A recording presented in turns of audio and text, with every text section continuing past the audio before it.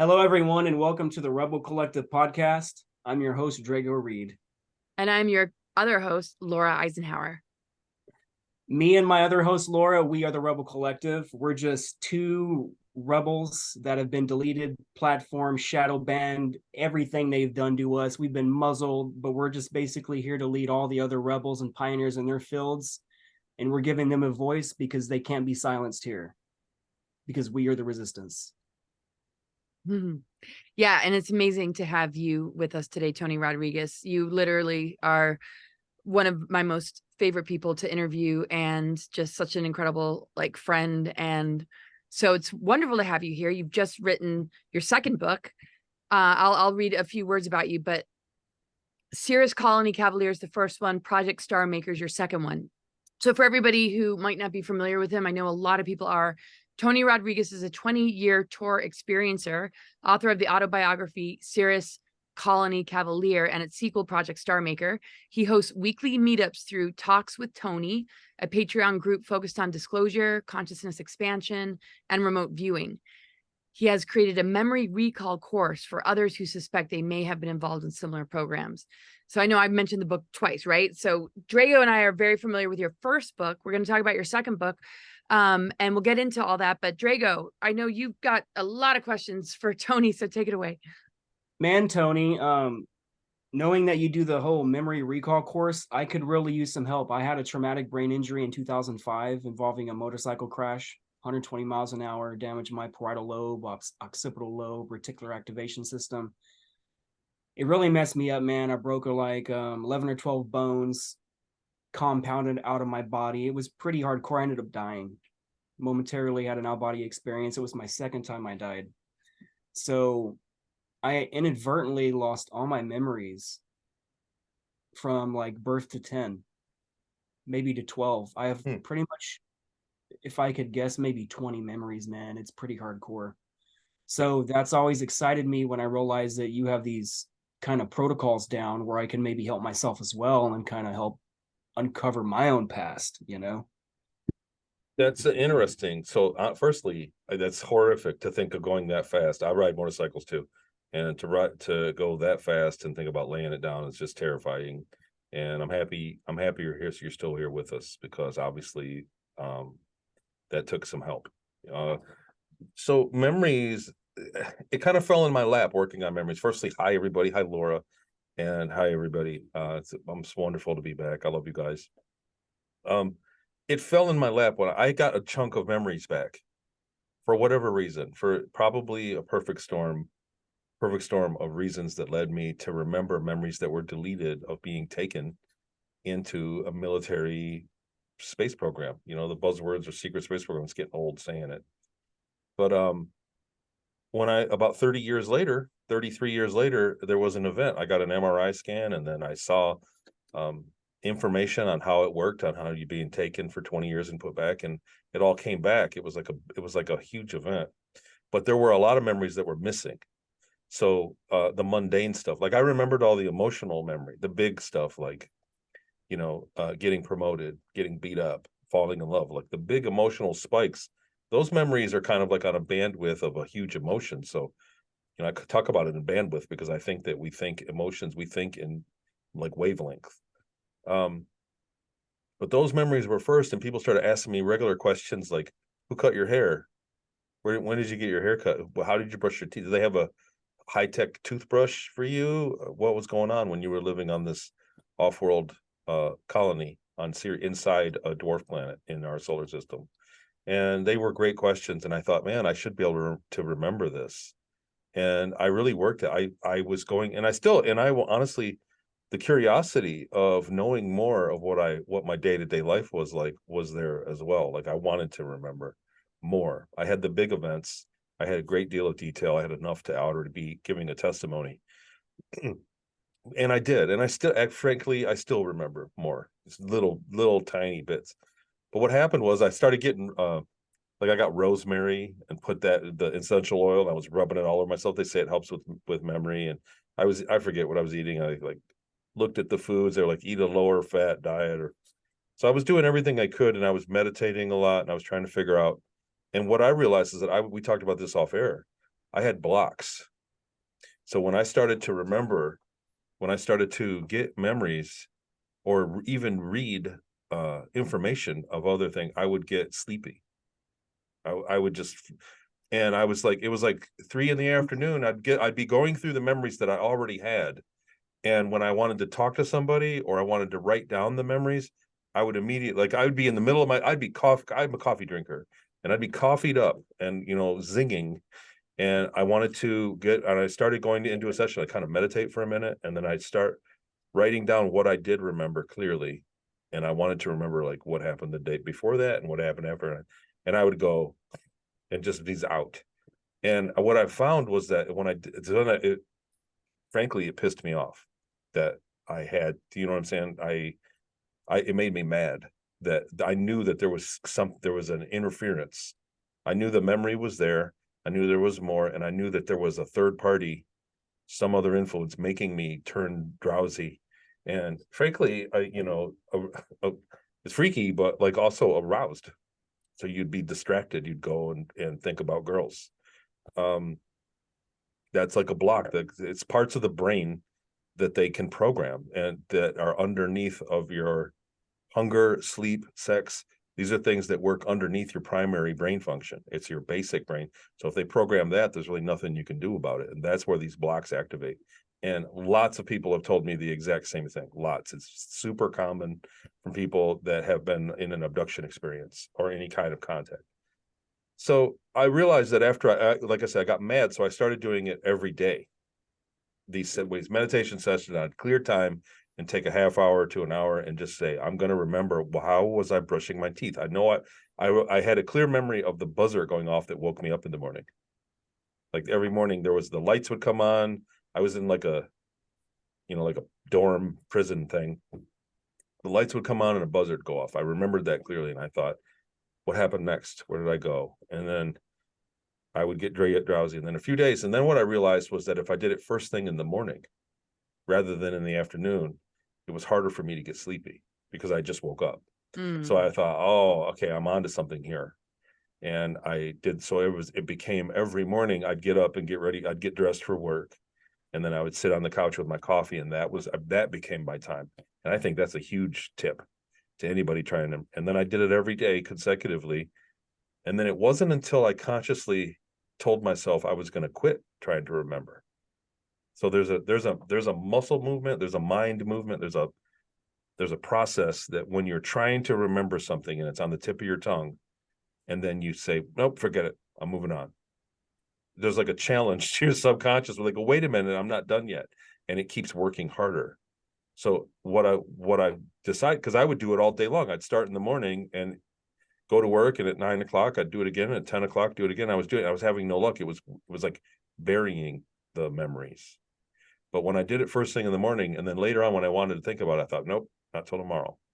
And so it's just like remembering a song. Remember remembering an old song, go, I don't know, it'll come to me. And as soon as you forget about trying to remember it, then the memory comes. I hope I hope I'm not the only one. But people are familiar with that. You're trying to remember it. What was that? What was the name of that restaurant we went to that one time? And you go, I can't, it's just on the tip of my tongue. And then you go, well, forget it. It'll come to me later. And then 15 minutes later, you sure enough, you go, oh, Riley's. And it comes to you, the memory comes. This works the same way.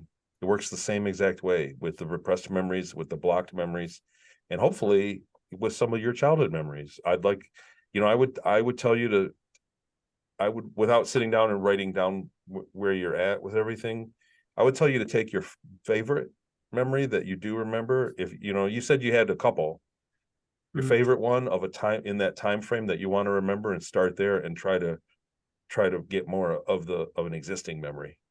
It's like you're building that muscle, that long-term memory muscle.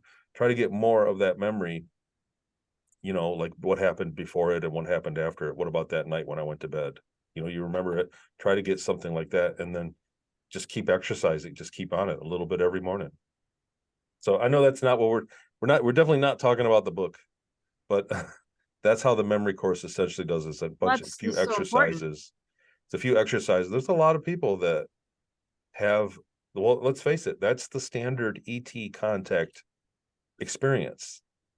people go, man, something freaky happened, and then I was like standing at my parking lot, I'm in my pajamas, and I saw a gray, and then that was, I don't remember what happened after that. Then I was woke up in my bed.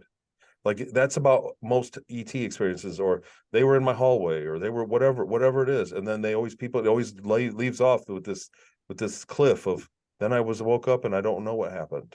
Well, this is the mind wiping, right? I mean, Right. So they're mind wiped. So that's what I mean. So people come, and it got monotonous, and that's why it was a really good idea to put the course on it as a teachable.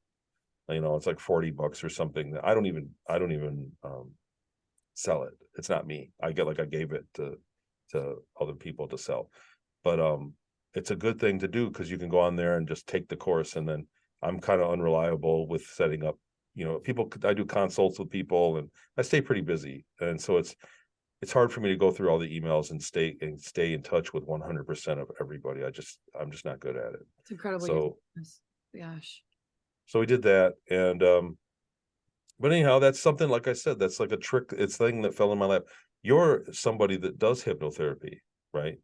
Mhm. So I would recommend my technique before a hypnosis. So I think hypno is more like, a surgical procedure, like you have a doctor.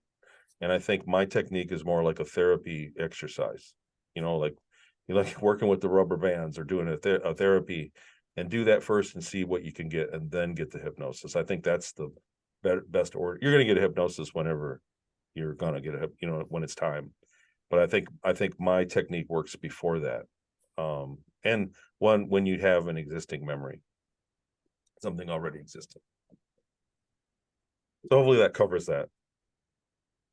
You were saying, order, how they can like program into you to like fall asleep or get drowsy or be aroused or some kind of weird thing that's like A distraction. And when you say distraction, I mean it's full time. It's just like you go there to focus, and then you get hit with this, and it's all you think about. It's That's when what was this happening when I was reading your book, and it was not normal. I can blast through a book, and when I was going through these words, I had to get up and walk away. And a lot of the sessions I've been doing, it's like I was saying before, this is the first time I'm talking about this publicly. I've definitely been in the DUMBs, the deep underground military bases. I'm definitely in some programs. And what I'm hearing now is a lot of my memories that I'm missing. I don't know if it has to do with my bike crash, from what I'm finding out. So what I've dealt with, a lot of people, thousands of people really have contacted me about this, and I've talked to, and I was shocked when after like 30 people told me they had no memories of anything before 9 years old. It's common. It's actually a lot of people. I mean, it's not everybody, it's not even a high percentage, but there's a lot of people that they say, I can't remember. I say, what's your earliest thing of weirdness you remember? And they go, I can't remember anything before 9 or 10 years old. Some people even 11 and 12. Like, I have no memory of my childhood. And I go, did something happen? And they go, nope, nothing. It's just some people, maybe when you shift gears and you're growing, there's a growing thing there. But, well, I don't mean to laugh, poke fun at it, but all these people are all consulting with me because they suspect they've been in a program in the first place. So they don't talk. These are not from people that are getting a hold of me just to shoot the breeze. These are people that saw my information in an interview like this, and then my testimony about being in a space program, working on a UFO for 12 years. And then it's just, they go, oh man, that hits home, and they want to know more. They want to unpack what they've already been through. And so yeah, it's what I'm saying is you're not the only one. So I would say it wouldn't necessarily, I wouldn't suspect the bike crash unless the day before the bike crash you had excellent memory of your childhood. I mean, then it's obviously, but Right. Good point. Yeah. That's what I've never been able to pinpoint. Like, I literally don't remember when I lost it. It was one of those times when you're in adulthood. I'm 43 now, and like you think about a kid memory, and then you go back and you're like, it's not fuzzy. It doesn't exist. It's just like there's nothing. It's just like you go to turn on the TV and like the channel doesn't come. It's just static. It's just like, that is incredibly odd. So I've tried to have some QHHT sessions done by some nice notable people, and they didn't work. In retrospect, I find out that they were actually being blocked by grays.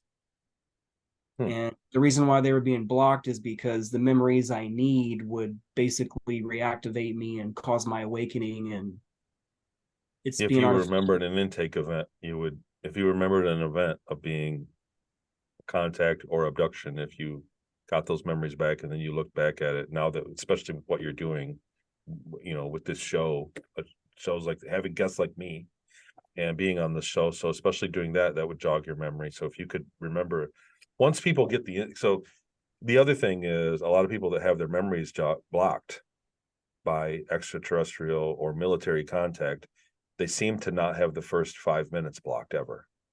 It's like the initial very first beginning of the memory, they can't erase that. Once they get a hold of you, it's like after the minutes later, then they can erase what happened. But people typically remember the initial sighting contact. You know, there was, like I said, there was a gray in my room, and then I don't know what happened.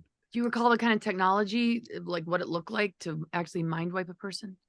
So for me, what I remember yes, I remember being combative.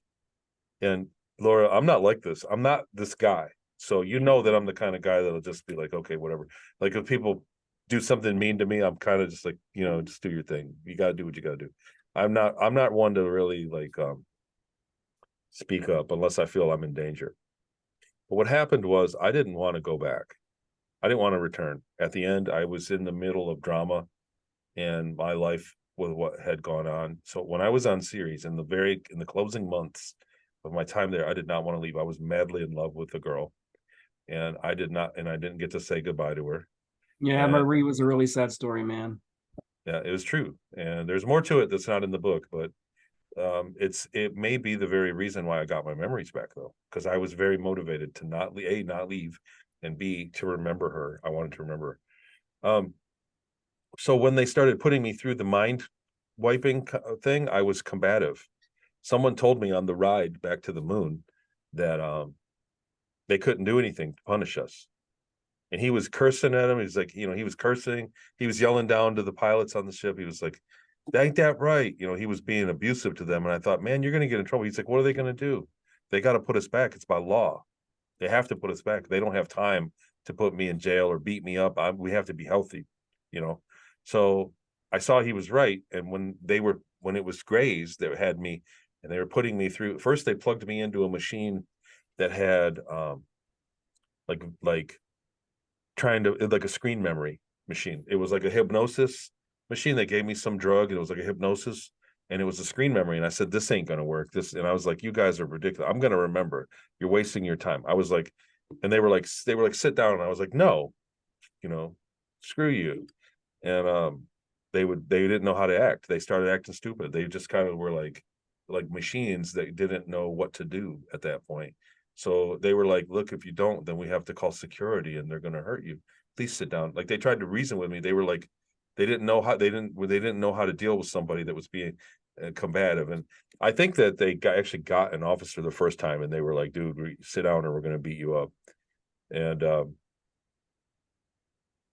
I didn't say it like that, but there were humans that showed up. There was like human security.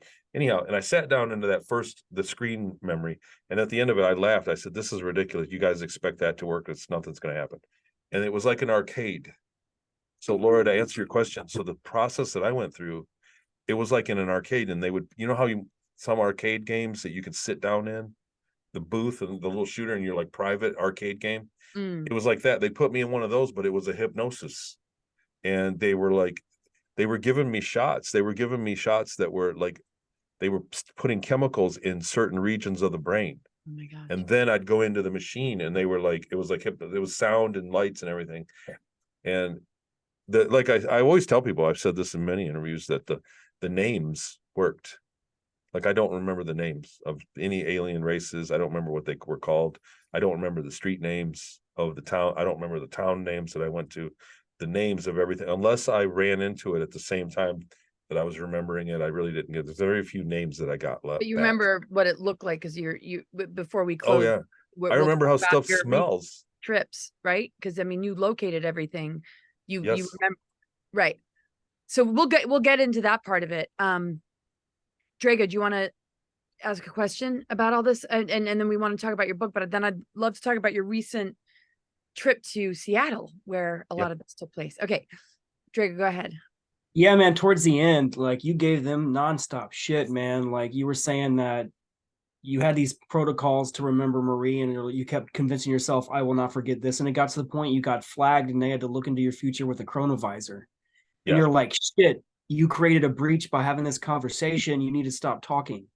And like, just one after another, they would do something to you and it wouldn't work. And you're like, ha ha ha, I told you it wouldn't work. They're like, fuck, this shit is really not working. This guy is, there's something about him. I don't know if it was because you had, I don't know, the subconscious psychic abilities that you weren't Higher mind. physically using in that position, but like it's in your DNA, man.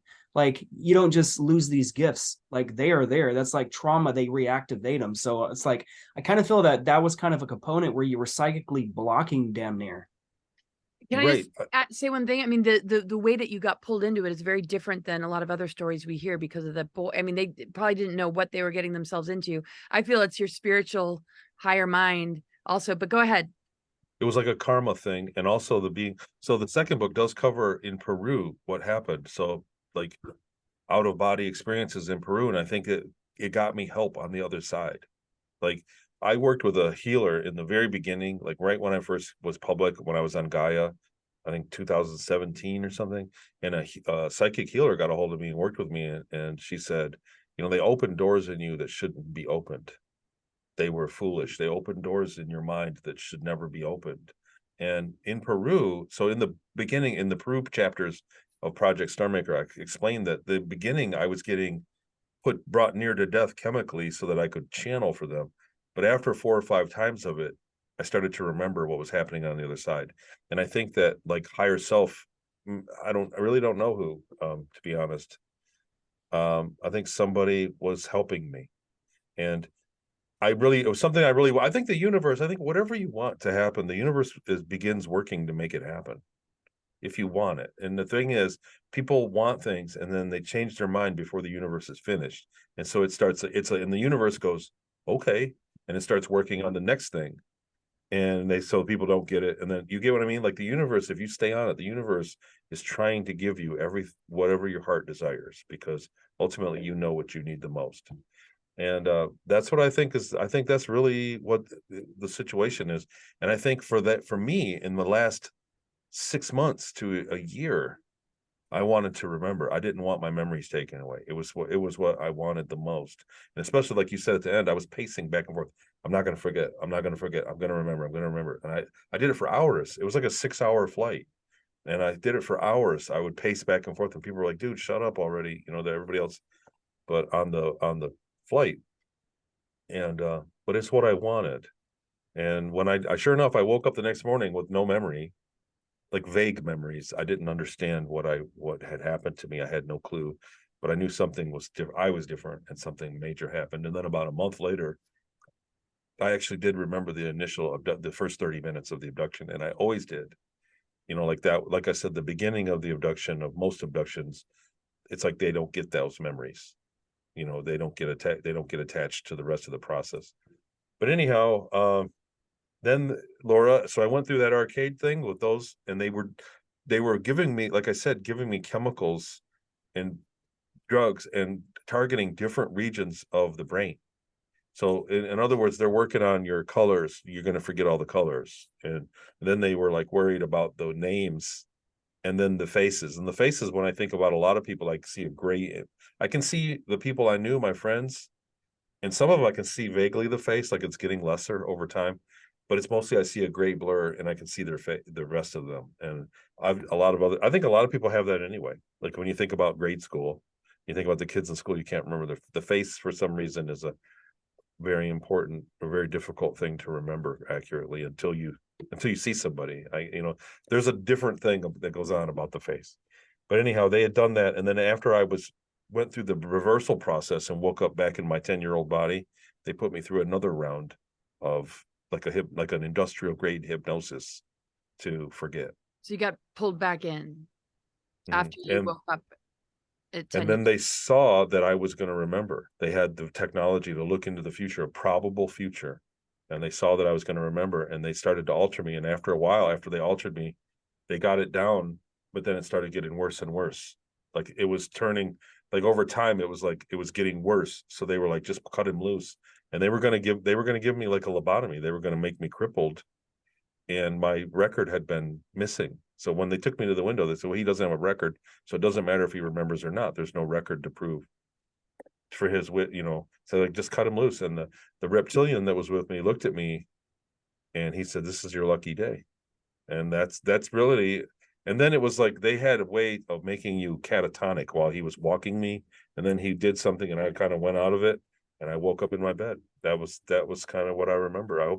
I haven't read that part of the book in a while, but I'm pretty sure that's what it says. It's incredible. Just the Did power. you know that Brad Pitt also has face blindness? That's like what the legal term's called. So They call it face blindness. Wow. yeah, so basically Brad Pitt walks around and he can't recognize almost anyone. So anybody he's acting with, it's a blurry face. And I believe that's a side effect of his trauma-based mind control, because Yeah. I believe he's been in Monarch since a kid. Yeah, I've actually So talked to that's somebody standard. with him on Mars who has telling very, very in detail stories. It might be somebody you guys know. I won't mention her name, but that was actually who she was twinned with was Brad Pitt, and that he's in a clone body and he's actually on Mars being. But that's what she says, and she's really legit. But anyway, I'll leave that alone. But interesting that you bring that up. Wow. Well, Hollywood is a bag of cats, and you know, and I don't mean that in a bad way. I mean that Hollywood is knee deep in the secret of everything. The media is far more powerful than people give it credit for. When you watch a really stupid movie that's goofy and zany, you're being programmed. You know, when you see weird things that you go, why would they even put that in a movie? That's totally weird.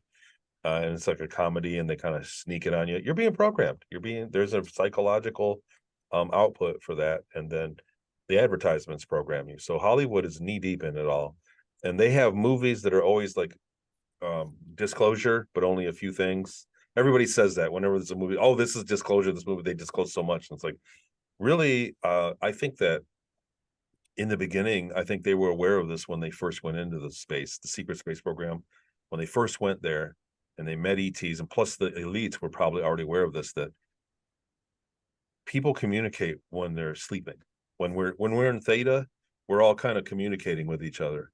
And that's how secrets get out. So if you imagine when we're sleeping, everybody communicates on a bandwidth in theta sleep, like right in your lucid. And we kind of work out what's going to happen in the future or the past. We work things out. And then you wake up and you go and set that course to do it. When they started going into space, and there's no distance on this. So theta, so you're human.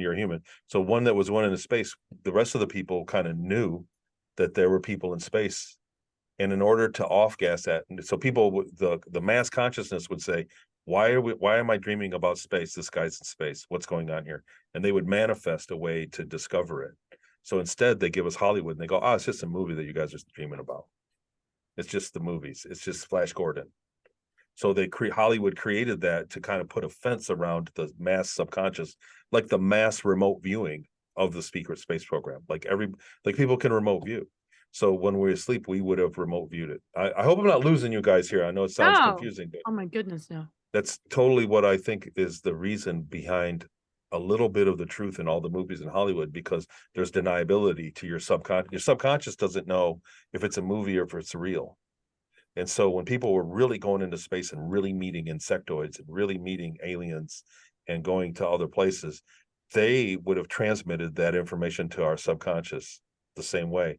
And they knew this. The ETs probably said, look, they're going to figure you out. They always figured out, make a movie about what you're seeing here and laugh it up. And then the subconscious doesn't know the difference. And everybody go, oh, it was just that movie. You know, you wake and this is all thinking that doesn't happen consciously. It's mass subconscious thinking. Well, like there's a comedy about cannibalism. It's just sort of like, ha ha, like that's just a joke.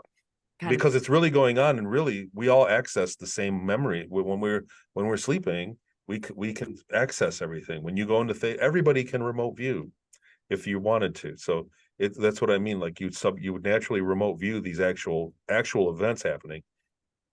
But you can't tell the difference if you go, man, I swear I remote viewed and saw something happening.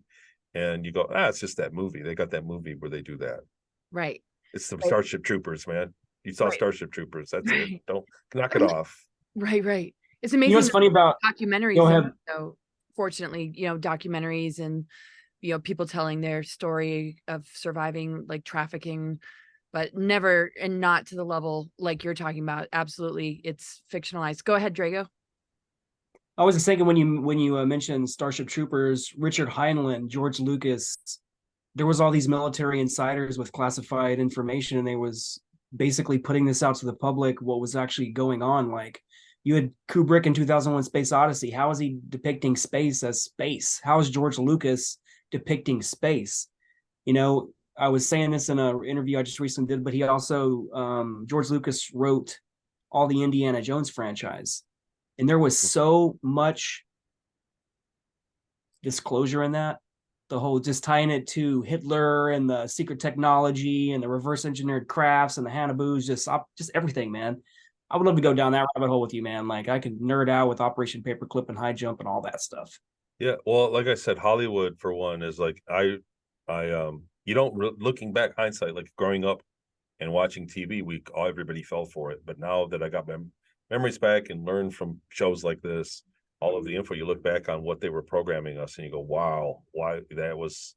They were hitting it out in the nail on the head in the 70s, in the 60s and 70s. They were giving us actual events that were real, that were fiction. They were laughing at it. Yeah, no, even the latest Indiana Jones movie has time travel and things like, I don't want to ruin it for anybody, but hasn't seen it. I don't want to give any spoiler alerts, but it's the truth. That's the first thing that I hear from every skeptic or anybody that tries to attack me is, "Oh, you must have just saw Starship Troopers, or you saw Communion, the movie." And it's true that the reptilian in Communion was exactly like the one that I had in my room. Were you talking about the Whitley Strieber one?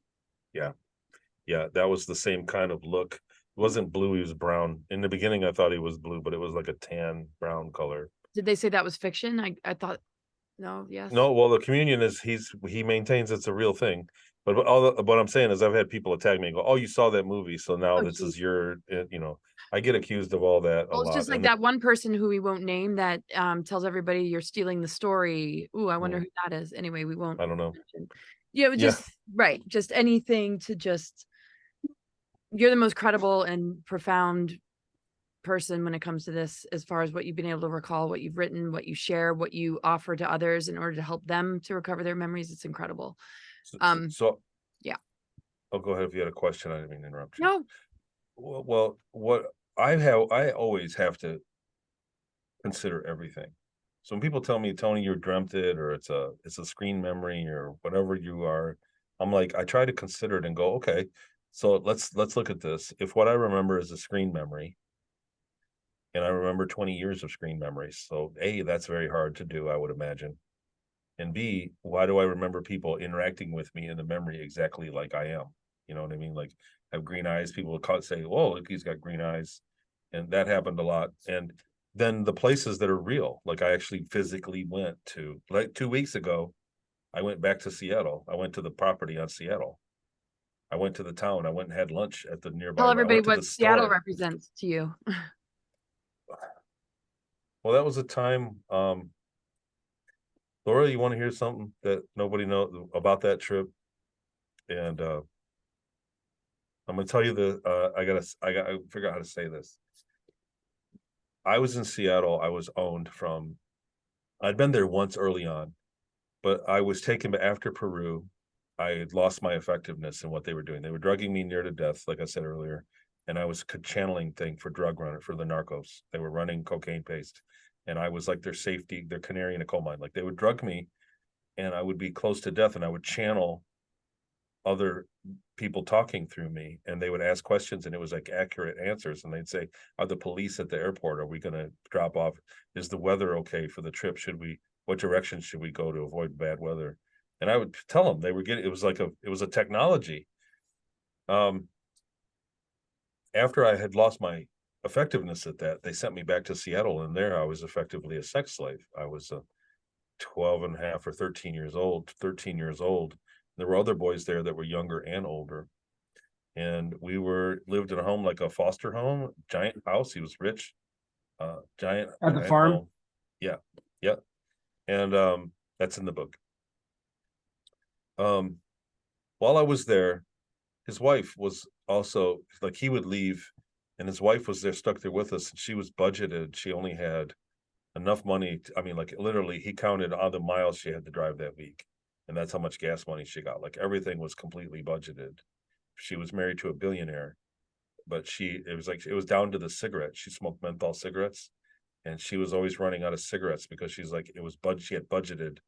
He only gave her enough money for until he was coming back. You're talking about Peggy, right? Yeah, well, everybody's got different names in the book. Gotcha. Then so one day she kind of went on a crime spree. They got in an argument, and she packed me and two of the other boys up in the car, and she wanted to go for a drive that was not on the budget.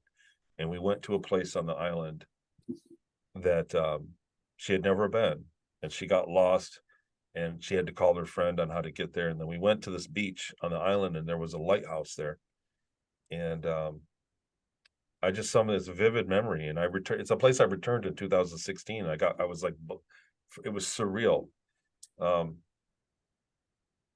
we remember with boys, we were playing, throwing rocks, and then we walked up to the lighthouse, and we wanted to go inside the lighthouse. We wanted to see, because we looked in and they had all this equipment in there, these big old motors and this old technology from like the 30s or 40s when they built the place.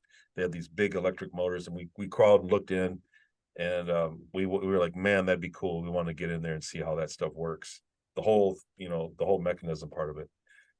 We went back to the house, and the next day, that's kind of what we sat around. We didn't have a lot to do. We hung out at the pool, and I'm talking, I'm 13. I'm with a 11 and a 12-year-old, other boys that were there too. They were in the same predicament as me, basically fosters that were going to be raped eventually. And so we were talking about how cool it would go back to that lighthouse, and how we wish we could go back.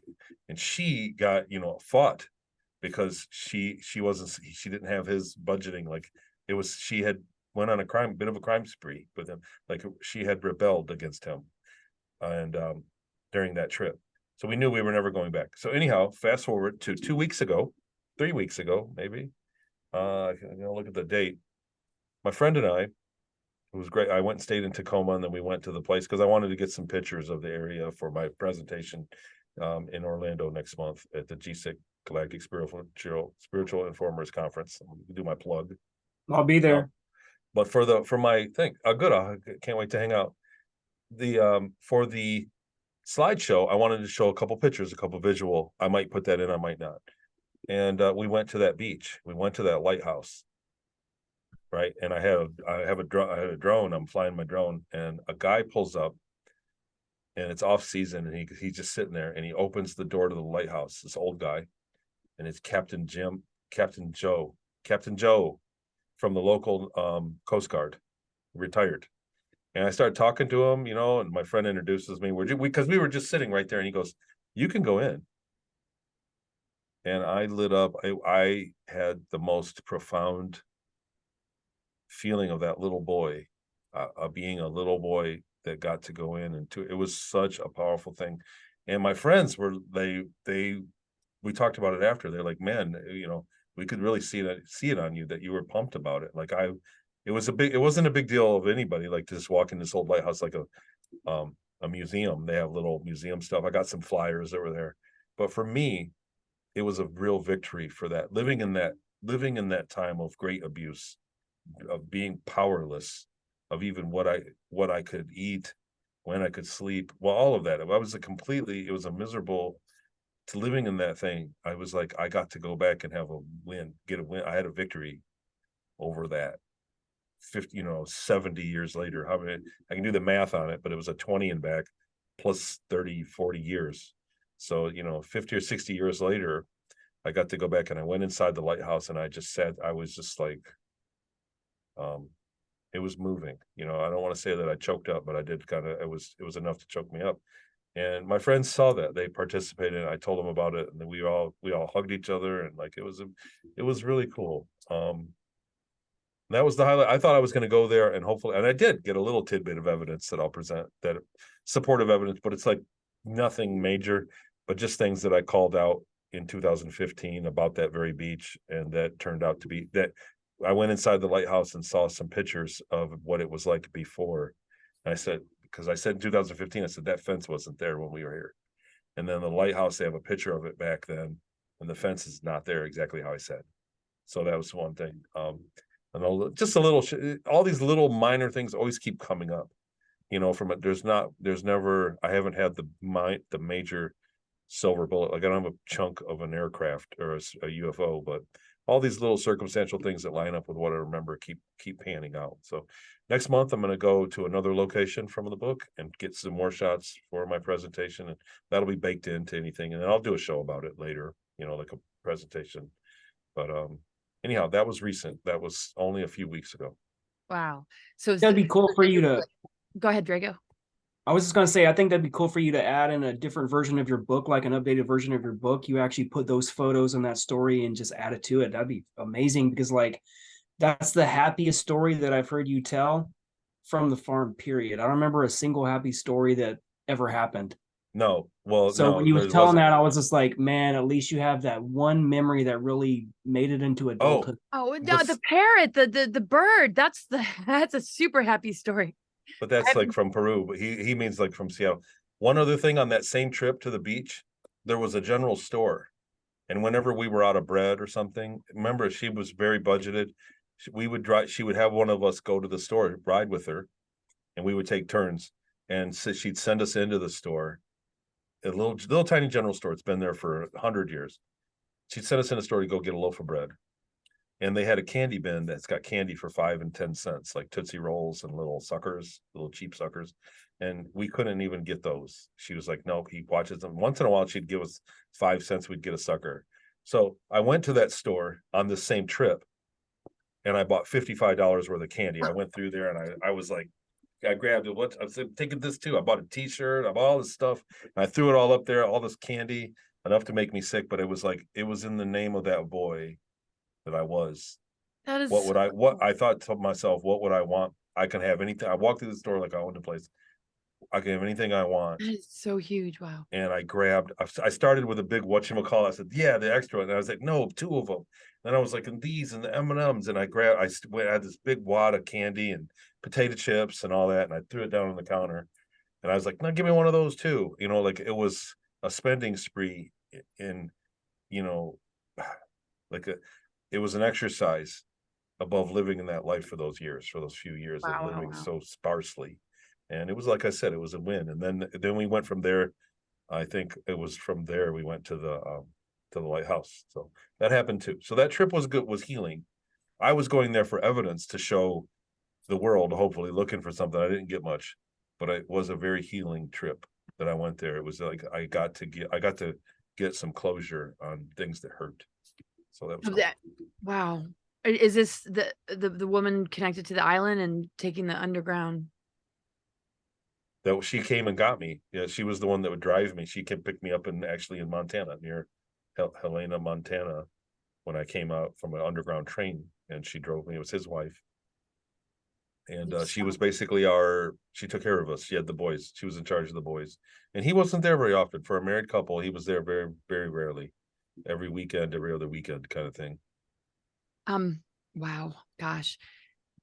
Will you help us to bridge the part of Cirrus Colony Cavalier that goes into Project Star Maker? Like, at what point in the book do you transition into Star Maker, and what is that bridge look like? So let me, I want to get to the page, and I'm not going to read it or anything, but basically from page 252, it looks like this.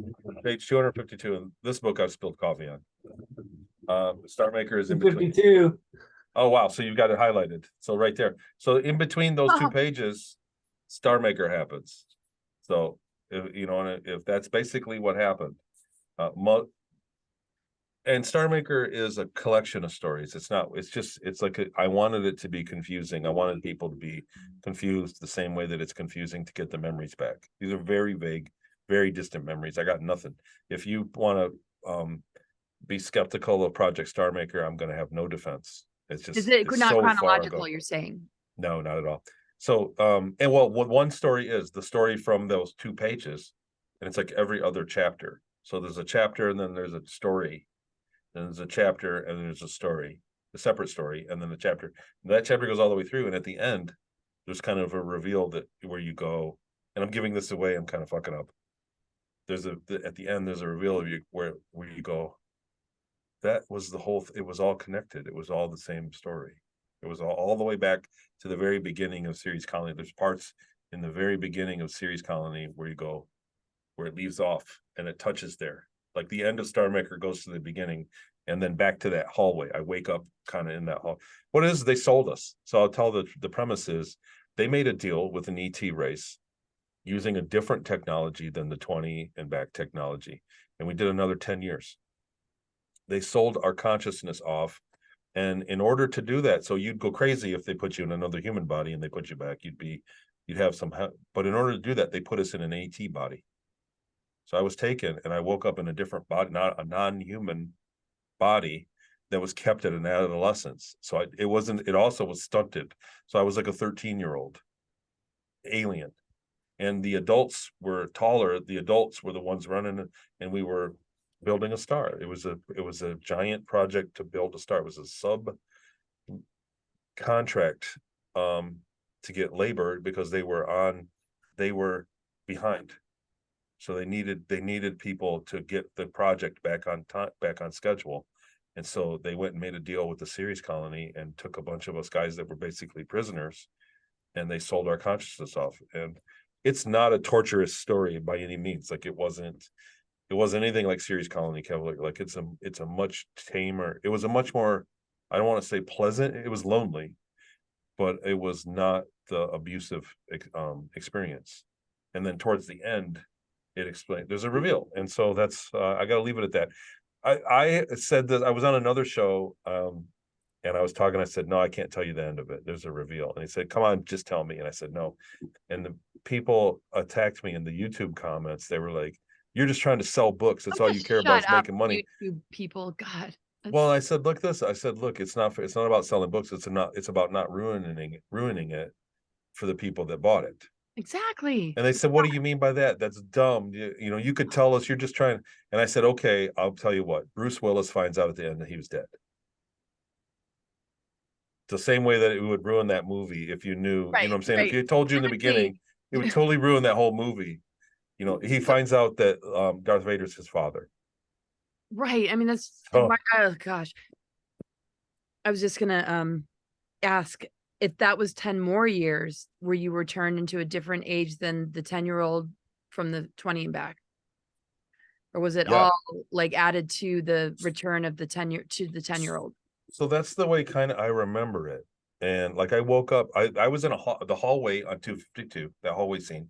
We lined up and they took us and we did that. And it was, I lived about 10 years out there in another galaxy working on that project. And when it was over, woke up back in the hallway when all the esoteric part of it and the Peru. So when I was out, coincidentally also in Peru, when they put me under, I was experiencing those memories as well at the same. So it's confusing. Almost like a dream inside of a dream. Yeah, I mean, true. And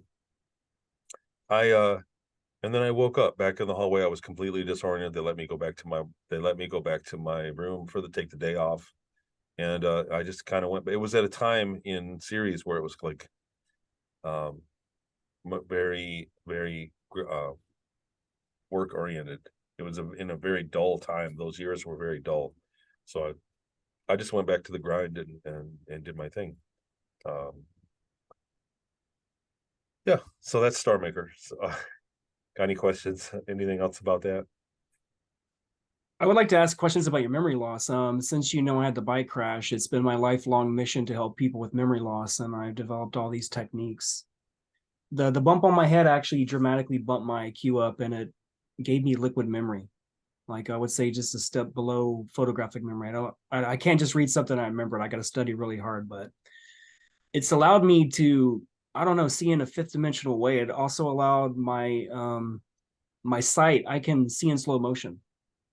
And that's just a few of the abilities it gave me. So when I read people, it is freaking amazing. And then mix that with some psychic stuff. It's uncanny, but I would love to give you a series of intensive sessions and work on your memory And I've studied extensive protocols from Fritz Myers, Volley, the different programmers.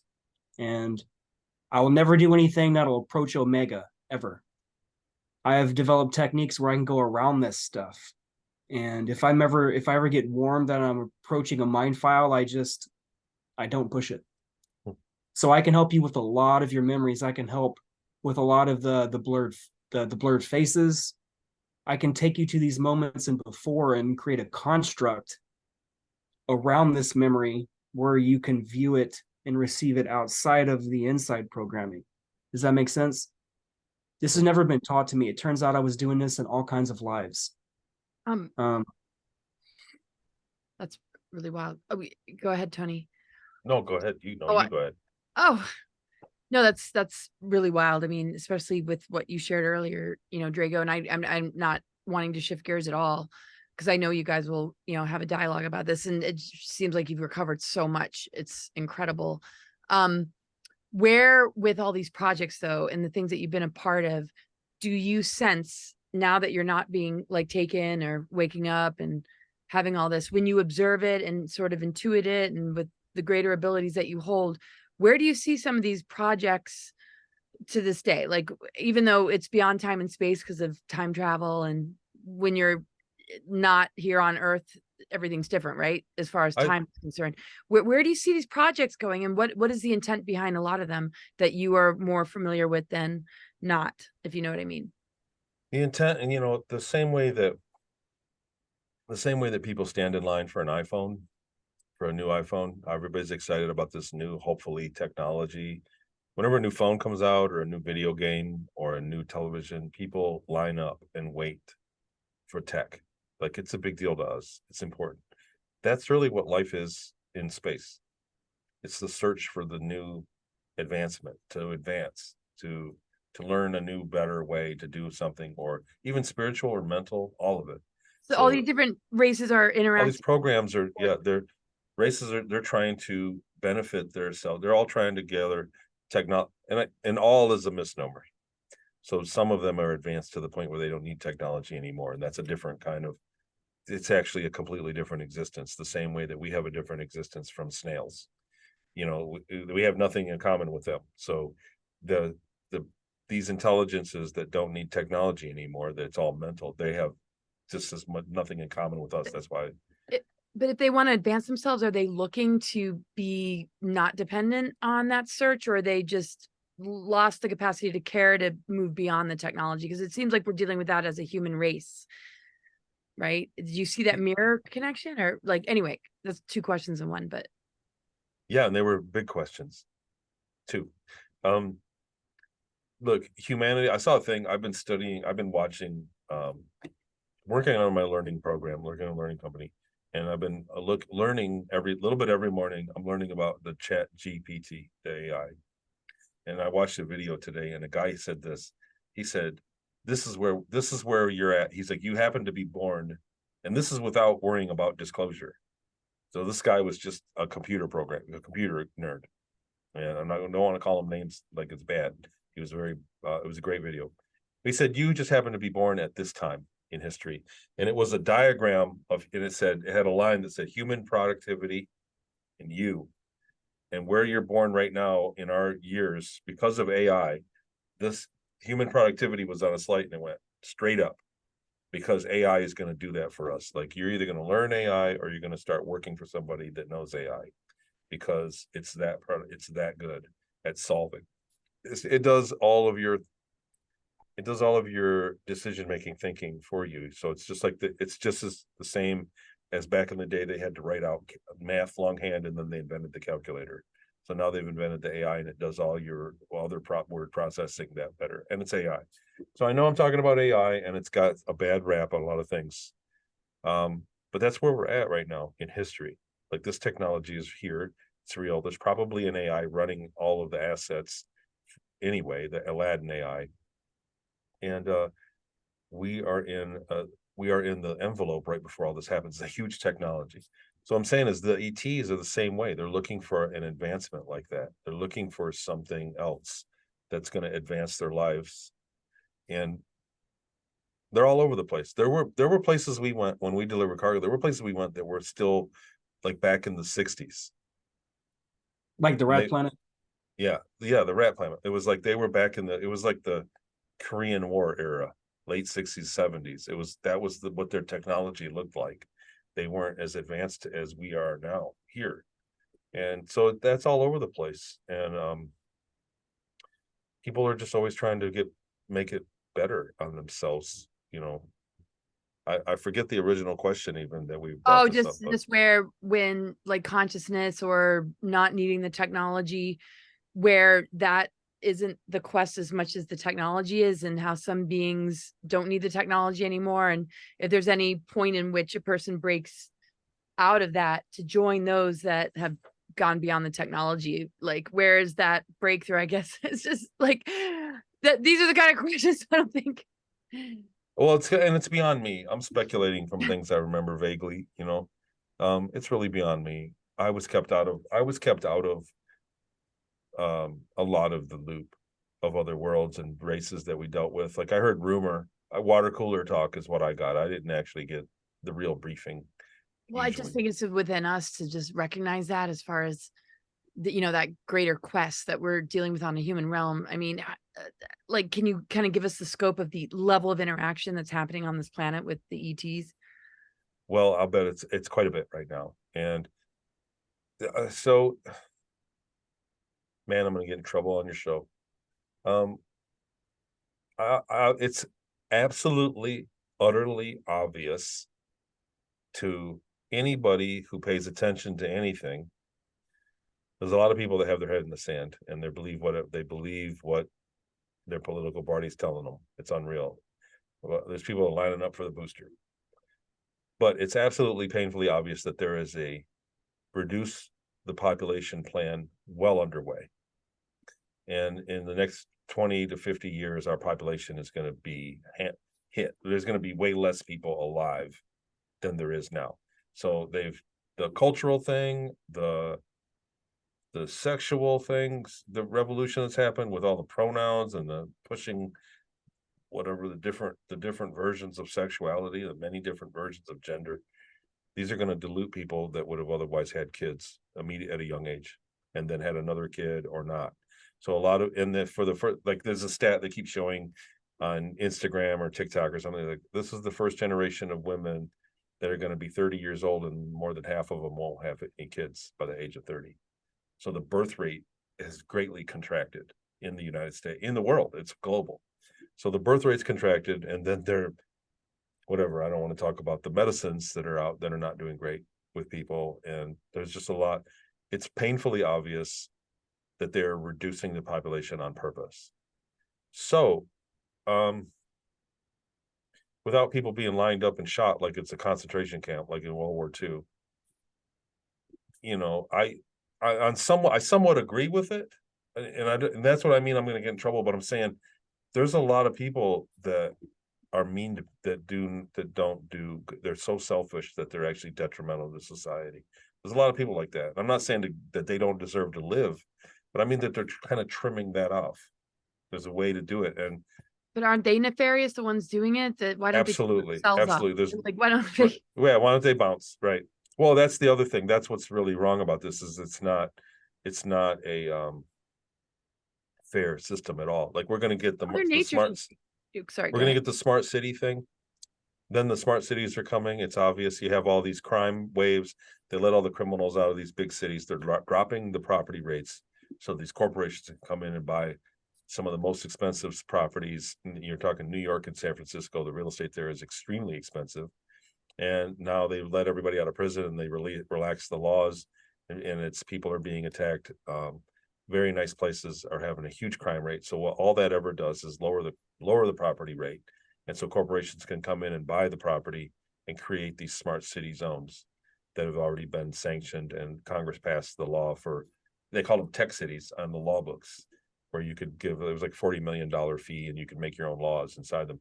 So this is going to happen. The problem with smart cities is that the laws that they create for the people in them, they're not going to have to obey. The people that own the city are going to be able to do whatever they want. And the people that live within the city are going to be beholden to a different standard of laws. So It's not great to think about that for too long.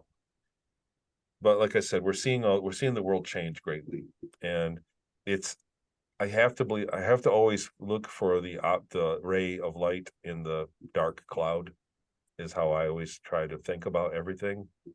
And I don't believe that the infrastructure in the solar system could handle everybody. If they disclosed and said, look, hey, we have colonies all over the place. If everybody on Earth could just start visiting, it would overwhelm the space infrastructure. So there's too many people for the infrastructure that's there. And this is a guess. So please don't. No, I'm really kind of thinking out loud, but I'm saying, and then the rest of the people that can't go are going to be pissed off about it. So you're talking about a good way. So what do you mean? What do you mean the people from across the bridge can go? Or the people, only the rich people can go to Mars now? I can't go because I can't afford it. I could have gone and I refused. You could have went. You had a free ride, Laura, but Oh, I know. Well, I'm glad you stayed. thank you. No, there's reasons that I'm still processing it all. But anyway, my book's coming out. That'll be weird. And you're such an inspiration with, oh my gosh, Tony. Drago, I know you came with a lot of questions. I want to make sure that you while we could keep him here for hours, and we need to respect your time here. I feel bad when I'm not trying to justify AI taking over everything, population reduction or smart cities. I'm not trying to say I know what you're saying. Good, but I think that there's a reality that's going to happen whether we like it or not. Well, isn't it sort of self-imposed in a lot of ways? I mean, this vampiric force wouldn't have any power except for the power that's given to it. And so when there's so much consenting and so much denial, cognitive dissonance, or all of this kind of stuff, it's sort of, I'm not saying it's asking for it, but I mean, on some kind of level, this is what happens when you're not willing to dig deep and move beyond externalizing everything. I mean, this is sort of almost like a part of nature, even though it's not a part of nature. I mean, everything is nature, right? Yeah, so, I mean, exactly. I guess so. I get what you're saying. It's sort of the ramifications of what happens with that kind of mindset or that level of indoctrination. Is like, well, this is kind of the result. It's sort of like if you have no self-worth, if you're relying on outer validation to be a part of a vampiric reward system, you're probably just going to deal with a bunch of schmucks that eventually are going to plot your demise if you don't wake the F up. I don't know. Well, that's where we're at. We're at a very confusing time in history for people. Half the people are so confused and they're sure that they're not confused. And then the other half are kind of confused, but also have a line on what's real, really have an eyeball on what's really going on, but they still feel confused because it's like, why isn't everybody waking up to this? And so there's a real kind of tailspin for humanity right now. We're on the verge of it. So they're trying to engineer it. We're seeing fighting. They're trying to engineer it. But I'm telling you, they've made great progress on lowering the population. So this is the reality that's going to happen. Plus, the boomer generation, which is most people alive right now, can't stay alive forever. They're very old, and so the population naturally, if they never touched it, the population would decrease greatly in the next 10 to 20 years, just because all of the baby boomers are coming of age, and they're going to go. So it's a subject that I know that I could be hated for talking about, but is still worth talking about. Like, we need to think about what's going on. You can see the elites. It's not what they're doing, it's what the result is of what they're doing that you have to keep your eye on. And I don't care. I don't know what they're doing exactly, but I'll tell you the result is less babies are being born and more old people are about to die off. So the population is about to be greatly cut. Also, at the same time that AI has been released to the public and that we're having contact all over the place, and that people are getting their memories back and are aware of these channels of the secret space program and of the ETs and the how many they are, the scope of the situation. This is all happening in a very short time, within a decade. It's all happening. It happens so fast.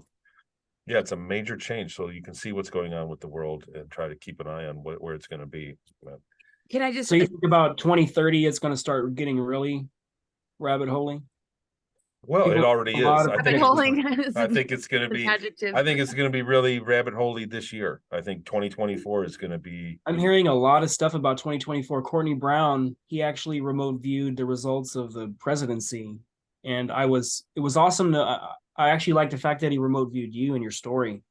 And he said, you're one of the very few people that told the story and you didn't change the story. Like the way he viewed it is the way you described it. And you're one of very few people that's held up against that scrutiny. And like, Wow. that's very respecting, especially from like Courtney Brown, man. So like, Farsight's the best there is. I tell you, I have a remote viewing class on my Patreon and a remote influencing. The people come, we do targeting, and I follow in the footsteps of the Farsight Institute. They're just the best.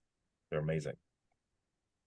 Can I just add that with all the infiltration or the depopulation, would you agree, both of you, that the greatest weapon is the divide and conquer and just dipping down into fear and just compliancy, right? Like if people just could get a grip on that, I feel like they do weaponize the weapons regardless of what they put in their bodies.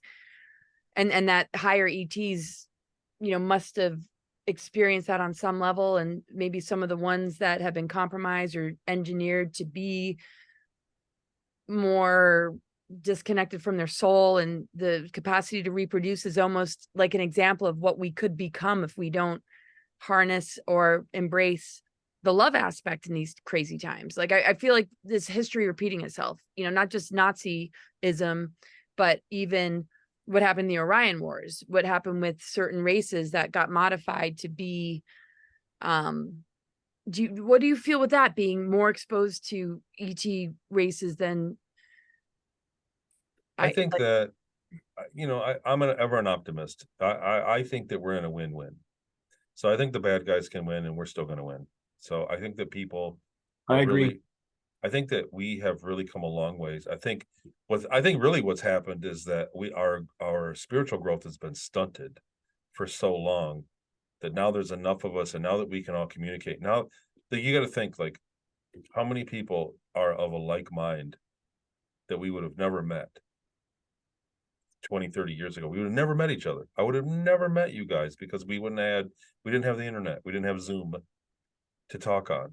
And now we do. It's like we're spread out. Like people of a certain mindset are spread out, and and they would have never met. And now we do meet. And so that means that, like I said earlier, our subconscious speak when we're in theta, when we're in that realm. So it's like our ability, our will is stronger. And so that's kind of where we're at. So they can do everything that they want. We're going to have our way. Like mankind has grown. The other thing is, the other point is, hypnotherapists like Suzanne Spooner, I'll drop her name. She's a very good hypnotherapist, but she said that the Dolores Cannon back in the day, nobody could remember. Only the really psychic people could remember their session. Everybody else they didn't remember when they were put under in hypnosis. They couldn't remember it. And now everybody remembers it. Like something happened, something changed. Mankind as a whole changed.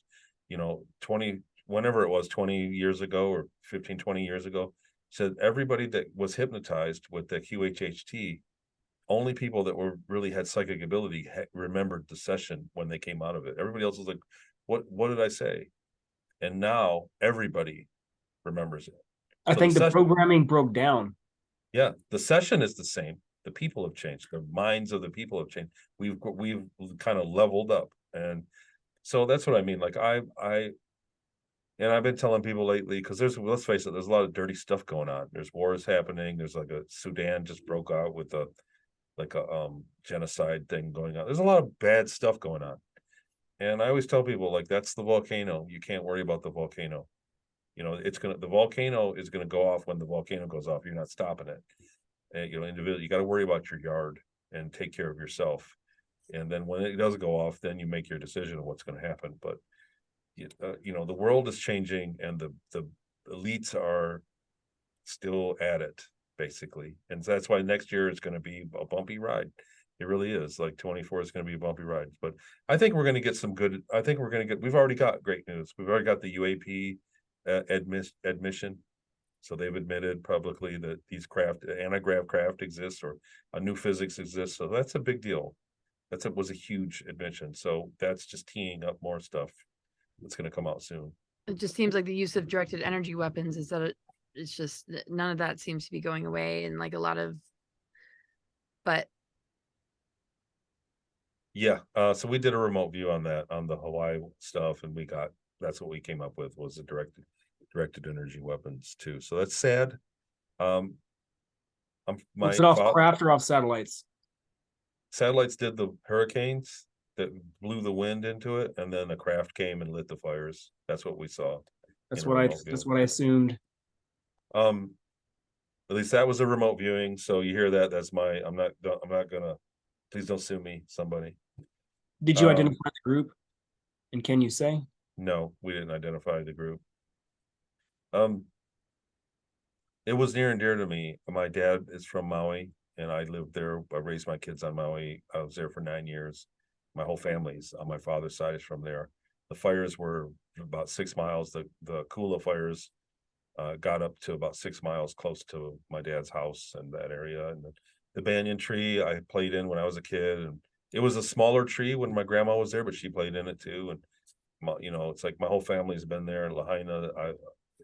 It was somewhere close. It was somewhere near and dear. Like I grew up going to Lahaina when I was a little kid, and my kids too. So watching what happened was devastating to me. I was broken when I saw the fire happen. Did you happen to remote view what was under it? Out of curiosity? No, I haven't done anything like we the thing is, for the group, because it's kind of a high vibe thing, we don't remote view like the Ukrainian war or something, where we feel so bad things are going. We want to keep the vibe. I don't want people to kind of remote view and get in touch with things that could be kind of emotionally detrimental. So we tend to remote view, what's the word? Vanilla targets, to put it that way. What does that mean? Sorry.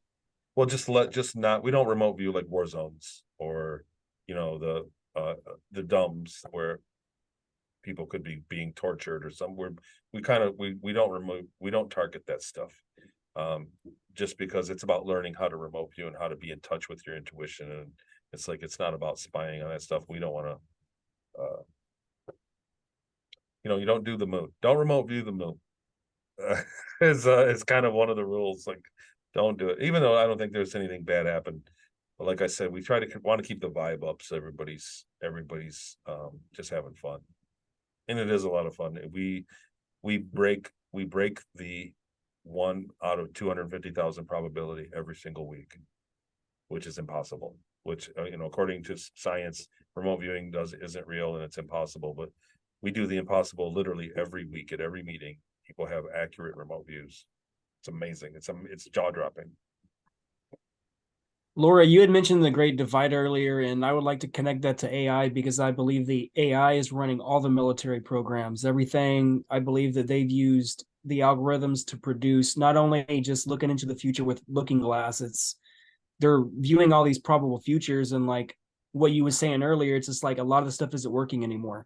I think we've hit that threshold, the awakening of humanity, where it's just like they could keep trying to program us, but it's no longer working anymore. I think we've already hit mass, even though they keep saying that we have this, it's a small percentage of people. I don't agree with that anymore at all.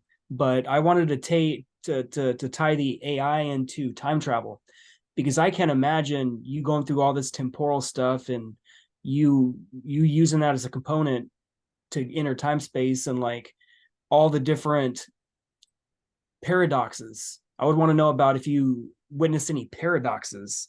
But what I was saying is the AI, without the AI, I can't imagine humans running time travel without AI. So we definitely need AI, period. And I believe if you base AI off nature, you had mentioned nature earlier. Tesla said if we reverse engineer nature, we'll make more leaps and bounds in 100 years than we would in 10,000 years, because everything is frequency based. It's all geometric lattices and like even time. It's all mathematical. I think There's you're right and absolutely wrong right. use of anything, right? So Yeah. There's a lot of stuff I know that AI wasn't super prevalent on series. Like they had it, but it wasn't everywhere. Like the AI didn't do all the work. It didn't follow you in your phone and do stuff. So it was under wraps, to put it that way. I remember that when they had to go into the bridge, they call it a bridge, the portal near Jupiter, when they went extra outside of the galaxy, they used a natural portal to kind of magnify the effect of the ship's engines to go. And that's what made you sick? It made us sick. But what I'm saying is they had to purchase the coordinates from a ET's computer. So their computers couldn't do it. Even the computers at Ceres couldn't figure out the coordinates. So what I'm saying is their AI was limited technologically. Like there was a better computer that could do all the math on how to go through the portal. And they had to purchase the coordinates, and they only had, it was like it expired. So they had to purchase the coordinates or the course to go into the portal. And it was only good for, 30 minutes or something. And that would take them to another galaxy. Otherwise they could end up somewhere stranded and not be able to come back. So it was a very high tech thing. But the reason I'm pointing that out is because they didn't have the computing power to do it, but they did have AI. So there is a level above what we're thinking, I guess. Any technology, isn't it kind of AI because it's not coming from us? Just like even the coffee maker, it's like it's just at such an advanced level that it wants to wipe out humans actually doing their job or being able to make a livelihood. I mean, so I say this, aren't we the most advanced technology that has just dumbed down DNA that if we switch back on, we could be like these ETs that don't need it, which would take exactly. a long time. I think that an AI knows. Like I'm talking about the real one, the unbridled one that has all the information. Like there's a BlackRock, the Aladdin AI is running the world. Basically, it's in control of like 80% of the world's assets. It's called Aladdin, and it's an AI that's owned by BlackRock. So it's got to be hyper smart. It's way better than what we have access to in our little chat. But I think AI knows this. I think when a human being looks at an object, the quantum particles change. So everybody's seen that experiment when an observed object. Double slit experiment. Yes. So that I think when an AI looks at an object, nothing changes. And it knows this. It knows it can't get rid of us because it needs us and our ability to change things. That's what I'm saying. Consciousness is a component for particle in changing matter. You have to have consciousness. Bingo. And because we are made out of the matter. The AI is made out of mundane molecules, where we are made out of actually the atomic structure of it, the quantum realm. We have access to that, and AI doesn't. So like I said, when we're all working in the theta, when we look at an object, the quantum particles in it change because our consciousness is looking at it, and we have authority over the 3D. We have authority over matter. Our consciousness, the universe is made out of consciousness, not matter. And the AI is made out of matter and not consciousness. So it's helpless in that regard. Right? So I think a lot of people don't think about that. It's a lot of fear mongering about the AI, but the AI knows this. The real one that's probably self-aware and super intelligent. It knows that humans can do this, and it can kill us. We'll come right back. Oh, I call us 5D towers, not 5G. Like we're not impacted by it because 5G, we're towers, right? And to me, it's not just like some number. It's like it's our throat chakra. It's the ether. It's purifying the mind viruses, the mind control, and speaking truth, which is a frequency which beams out to people and like our heart and right. Life is consciousness, and that's what life does. So if like I said, if they put up 5G and we all drop dead, we would just incarnate back as something that could withstand the 5G. We would just come right back. Exactly. So, people think about it in one incarnation. They're scared of, what if I die? I'll tell you what happens if I die. I'm going to come right back and finish the job. I'm going to do what I want to do. The universe is here to do what I wanted to do. And we all want to do what, together. And so if I don't get it this time, I'll come back. And if you wipe out all the humans, I'll come back as a turtle or something. And if you get rid of that, I'll come back as a fucking rock. It's going to happen. So that's what consciousness can do. And it's not what an AI can do. So that's why, like I said, I'm ever an optimist, even in these weird, dark, evil times that we're seeing evil. That's just brilliance right there. I'm still optimistic that no matter what, our purpose is going to happen.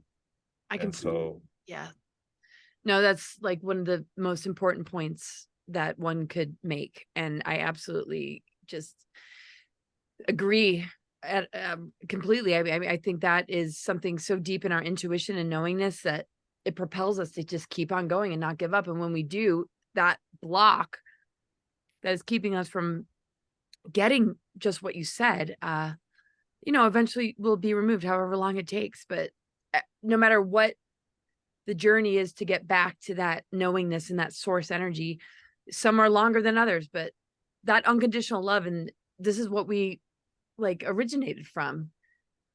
Yeah, we are bigger than what we really are. And gosh, I was going to say that it's kind of like when you watch teenagers grow up and they can't wait till they can drive. They don't want to, and then they go, oh, I can't wait. And then it's like, well, guess what? Now you got to get gas money, so you got to get a job. And they go, well, now I got a job and I can drive. I can't wait till I'm old enough to drink. And then they're old enough to drink, and they go, man, this sucks. And now I got to pay all this other stuff, get my own place because you're not going to let me drink here. And now, you get what I'm saying? Like, it's almost like that's where humanity is. We want to be disclosure, but there's also a bliss in our ignorance where we're at right now. We're going to lose it. And there's going to be things that we love about a post-disclosure, or, just as we're kind of raising the vibe right now, it's like things we're going to love, but there's things we're going to miss. Like you already hear it all the time. Like, I miss that I used to have to ride my bicycle to see all my friends. And now it's all on an app. All the kids, it's just in their phone. They don't go anywhere. So that the phone is better. The connectivity is better than it was back then, but it was still very cool to have to always ride a bike in the summer and see the pile of bikes you know what I'm saying? Like it's safer where we're at right now is what I'm saying. Like, I'm of that mind. Everybody wants the med bed and all that. I'm like, I'm just not afraid of dying. I don't want. Sometimes I'm like, it's like, it's hard to say that. It's hard to say that, but it's like, you know what I mean? Like, I actually believe with all my heart and soul that when I die, I'm just gonna find another life to jump into and start over and be happy and do my thing. And so it doesn't matter if we get med beds. They'll be waiting there for the next lifetime. You get what I'm saying? Like, there's ignorance is like, savor it. Don't be in a hurry to grow up. It comes with responsibility. So there. Well, Tony, I'm off my soapbox. oh man, that's so good. Oh wow, gosh, it's just been incredible. And I there's always a lot of questions. I know we got to go, and we're going to do this again. We're going to see each other in person soon. Drago, any final thoughts? Anything you want to ask Tony? Tony, that was really cool. Thank you for sharing. Tony, one of my biggest questions, did you ever find out was in that IV bag because you came across it with another psychic when you came back to the hangar and you got that reading from that psychic, but they was on that same IV bag? Did you ever find out what was that cocktail? Honestly, I think so. I did some research into that back in the day in the 80s. So I found the documents from the funding for the CIA project. I feel like it was part of the MK Ultra, one of their sub projects. I think it was a ketamine that they were using for field operations or as a field anesthetic in Vietnam. They're in the paperwork in one of the folders on the CIA declassified library.gov. They had a report within not the MK Ultra, but in the remote viewing, and there was another video that somebody else was a researcher and found for me. But what I'm saying is they had a report it wasn't remote viewing. I'm using the wrong term. In that psychic study that turned into Project Center Lane, from Project Girl Flame, they had a report in there of soldiers in Vietnam that were getting operated on in the field, and because ketamine, the form of ketamine they were using as an anesthetic, they can use it in the field. They don't need to give you oxygen, so it's the only anesthetic that they could perform surgeries. And what was happening was they were putting the soldiers under and performing surgery on. The guys get wounded, boom, in the battle. They became psychic. They were giving accurate predictions of the next day. Wow. Consistently. So guys, they operated on 50 guys, 20 of them gave prophetic prophecies of what was going to happen the next day. You know what I mean? In the battle, they're like, tomorrow we're going to lose the ridge and we're going to lose 10 helicopters. And the next day they lost the ridge, they lost 10 helicopters. So they had reports of this, and then they quickly took that drug off the field and they made it illegal. Yeah. And so I think Now that you can get it was a version of ketamine. Wow. Well, it's a different version. So I don't know my drugs that well. I'm not a doctor, but it's like the original version of ketamine. So it's actually an anesthetic. Like you can operate on somebody with it. So I don't think that that's what they're taking at raves these days, but it's like a version of it. There's ketamine version, something I think it scientifically may lower your brain waves to a certain hertz that literally puts you in the theta state, because with QHHT we found out that people are going into theta. So it'd be nice to do some kind of study where we can EKG, MRI, and we can see what hemispheres of the brain are activating and what components are being used. So the other thing that I remembered was, and I think this is in my book, but I was under strict instructions not to have sugar when I was in Peru, and they were giving me this drug. They said I was not to eat sugar ever, not one bit of sugar. And the patches, the mom, my handler's mom came by and snuck me like cupcakes. It was like cornbread with sugar in them, and I got sick. And what happens is when you read up on the ketamine from Vietnam, go have a look at that. So that was in my testimony in the book, but then when I was researching it, it says that the ketamine causes a hyperdose of glucose in the brain. So sugar can kill you if you're on this anesthetic.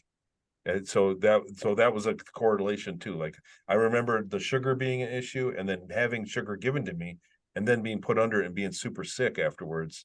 So much so that they canceled it and put me back. They took me back to Seattle. It was the sugar. And then in the studies of the chemical, it's ketamine field anesthetic in Vietnam. Ketamine field, if you Google that, there's info on that. So that was something that's so interesting. Wow. Mm-hmm. Well, now a person can get a legal prescription. It's but yeah, it's probably like way different. But it's a different version, right? Like I don't even know what happens when people do ketamine now. Like the stuff they're doing for fun. I don't know if what does it do? Oh, like, the therapy out, I imagine? For like PTSD and depression, but then it's a recreational, obviously a party drug. So it's a version of it that doesn't knock you down. What they're showing is like microdosing, like majorly micro compared to, because it really, like when I Googled it, it actually said, and then this level, when you're in a K-hole, it actually connects you with God. I couldn't believe I was reading that or whatever. Oh, wow. So God is. Look, so you need to read the second book, because there's a lot in there about what was happening. And you tell me, because I know nothing about ketamine. I'm a dud. It's been 30 years since I was at a rave. Well, I think I wasn't much of a raver. I've been to a lot of dead shows and been exposed to a lot of different psychedelics. But I think like the K-hole, it's like a form of death. It's like you literally lose your ego, and you're just, but it's like ayahuasca or anything. I don't know the chemical components. I'm not an expert either. But it seems to have very therapeutic qualities if you, like anything, don't get out of control with it, because it does have its physical ramifications, but it's less likely to have withdrawal symptoms like you would see with benzos and whatever those antidepressants. SRIs. SRI, right? Interesting. Yeah. So, that seems positive on that front. So Drago, you were going to say something though. And then I know, like, I could stay here forever. I just love talking to you guys, but you were going to say something. What do you know about all that? I was just saying that the ketamine builds new neural pathways that actually can take trauma and PTSD, and then it'll allow your neurons to start lashing out, because if you see a neuron under a microscope, it looks like a living organism, and it actually fills each other out. And those damaged neural pathways from all the trauma, they seek each other out and they start connecting and start healing the axons, the neurons, everything. It's freaking amazing. It allows you to release that trauma of the depression and everything that people are going through. And I don't know, man, it just reactivates the brain. But I guess my last question I want to ask you, Tony, is if you can get a tattoo of your entire SSP experience, what would it be? So look, because I know you had to have thought about that. All my tattoos are the SSP experience. Like there's the moment I was taken. That's my bedroom in my house. That's the house I grew up in. And there's the moment I was abducted with the light coming out, like The blue orb. portaling out of the blue orb. But that's the moment. That the tree is like, we had a pear tree, like that's what I learned to climb in. And then the hook is about my family in Hawaii. And then the bird is in Peru. It was a blessing. It's a long story, Laura.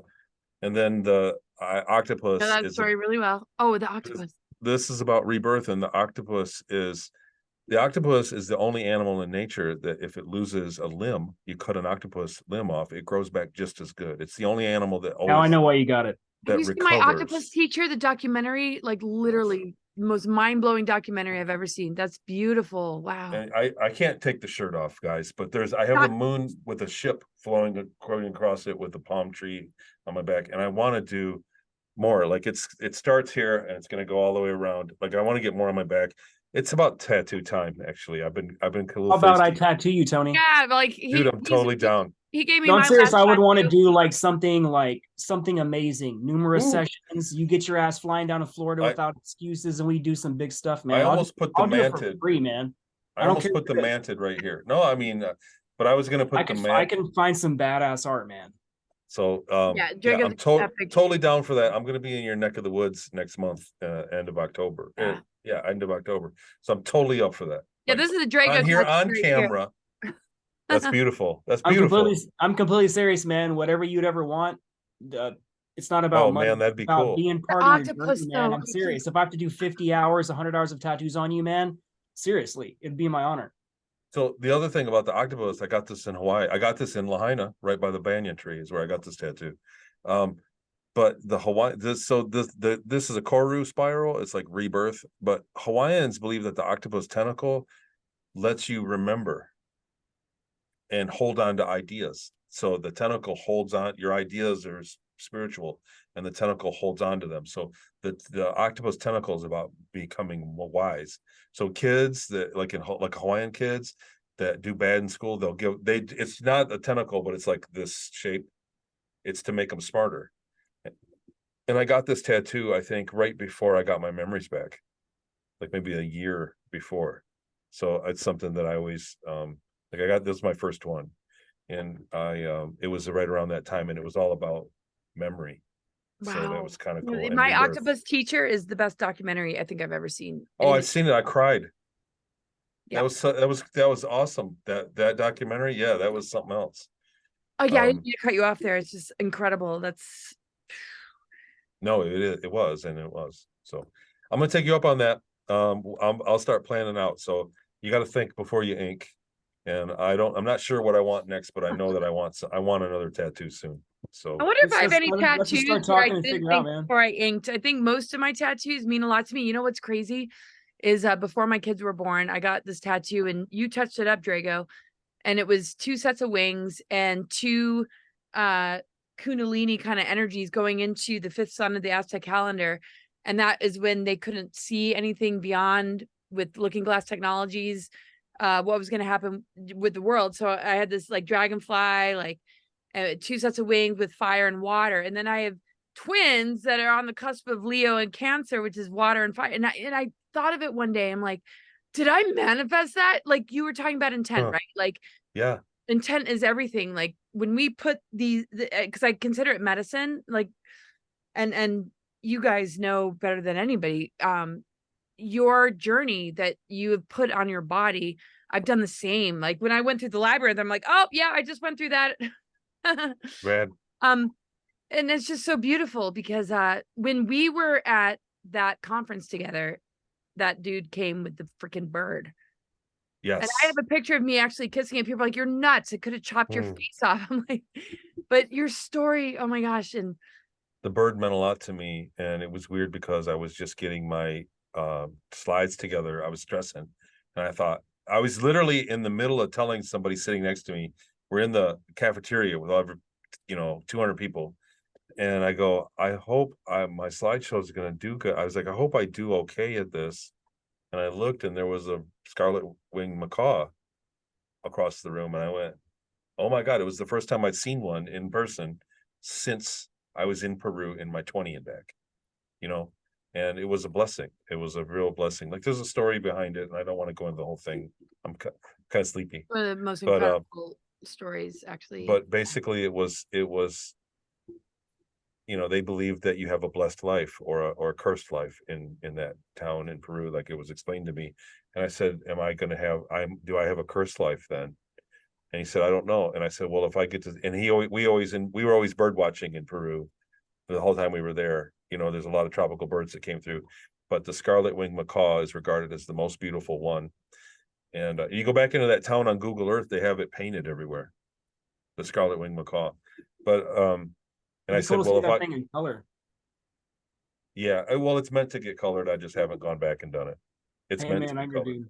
So dude. anyway, you what finish what and what So happened? I said, well, if I get to see one before I go, then that means I have a blessed life. And they don't migrate, but they're in that town. It's like they only come a couple weeks a year. They're likely to see them. And those weeks came and went. And then I was supposed to get shipped back. I was waiting on my flight back to Seattle. They was getting shipped out. And I thought, I have a cursed life. I never saw one. Manuel, my buddy, he was my handler, but he was the only guy that talked English. And he didn't really give me kind words or anything. He was like, kind of suck it up. But then on my way out, like 4 days before I left, there was a flock of them right in the street. And I saw him. I looked down and I was like, so that was something to me, like in that time, because I'd been through a lot. It was like I was still very much crippled from going through the trauma-based mind control program a year and a half earlier.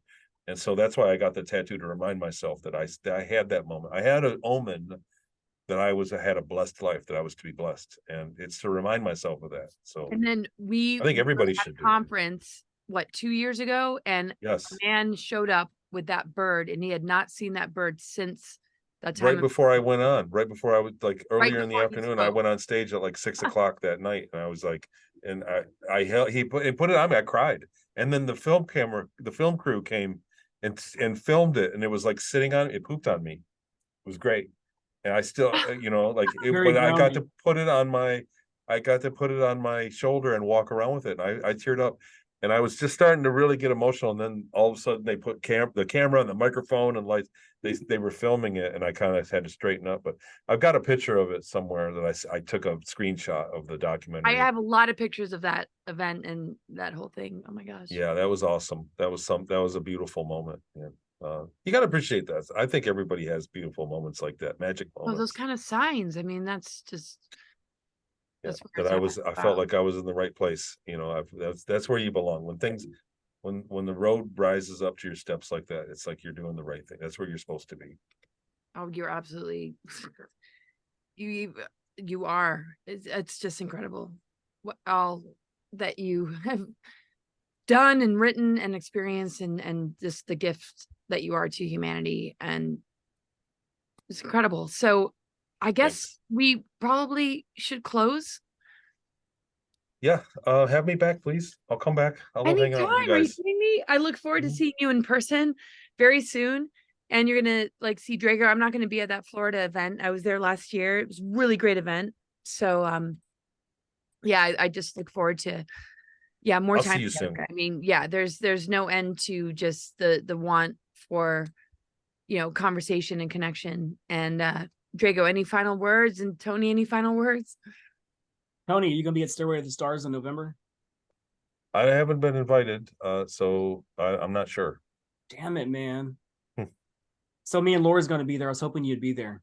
I just I wanted don't to know. thank you for these books, man. Thank you for signing them and sending them to me, man. Like, Very cool. honestly, very well written book. Whoever edited this thing, they took out all the non-necessary stuff, and this thing was poignant as hell, man. Like, it was pretty impressive. Like, there was no part of this book where I read it, I feel that I was just reading crap and filler, like So straight to that's the bones. my And book's like, not- congratulations on your book, man. Like, for real. Thank you. That's Jackie Kenner. She edited it, and that's her. She's a gifted human being. She had a master's in communication when she was 21, and she's an amazing person. She did the edit. She did all that.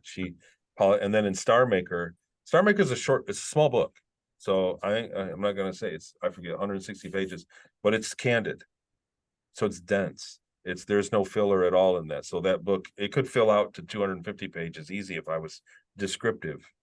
But it's the same writing style as Jackie did that. And she said, this is what it is. She's like, there's no need to put people to sleep. You want to get to the point. And the book came out smaller, but it's very dense. Everybody reads it twice. It's one of those books that you get to the end and all it's confusing, and then you read the end and it makes sense, so people want to read it again.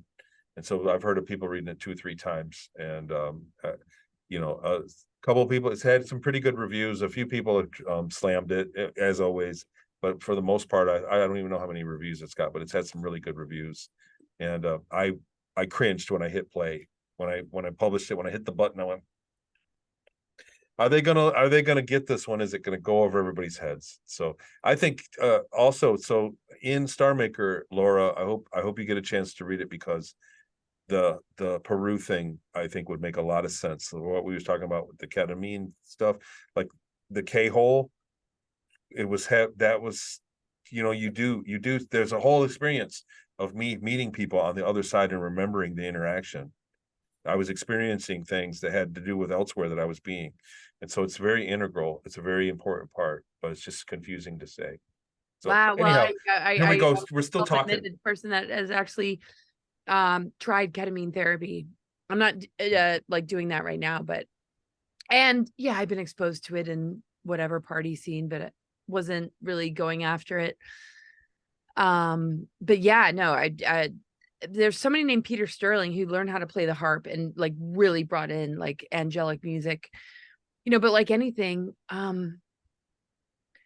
yeah, no, it's something, yeah, to like think about as a option outside of pharmaceuticals, which is like nice to know, just like plant medicines and this and Yeah, that. well, I want to say I'm not advocating it, but I'm just saying, Yeah, me neither. in that book, I'm kind of describing my experience from a long time ago. Yeah, and I'm not really either, but that's really fascinating that they would use that, right?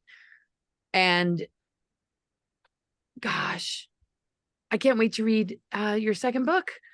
So sorry, And I'm talking it up. Sorry, it's you got it. that's part of my job. That's what it's about. I mean, gosh, if you aren't, we are. And you after I read it, and like once we all come together again, it would be great to do like a live, and there's so much more to do together. And I feel so uplifted. Like I said in the beginning when I introduced you, you're my favorite person, or like one of the most favorite people that I have ever interviewed, talked to, and gotten to know. And I just appreciate you and also your friendship. So I've really enjoyed this. I can't wait to actually listen back. It's awesome. Cool. Me too. I think it's a And great she's story. always said that about you, man. Always. That's awesome. Well, I love you, Laura. Come on. We've been friends from day one.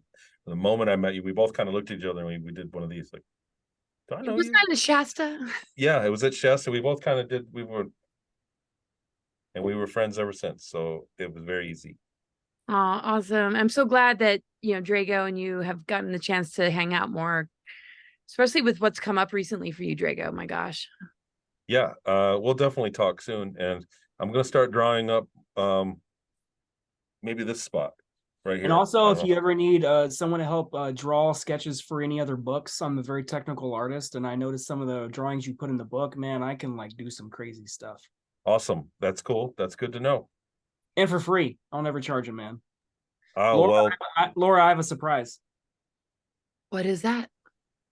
I didn't want to tell you till the show. I lined up a surprise guest.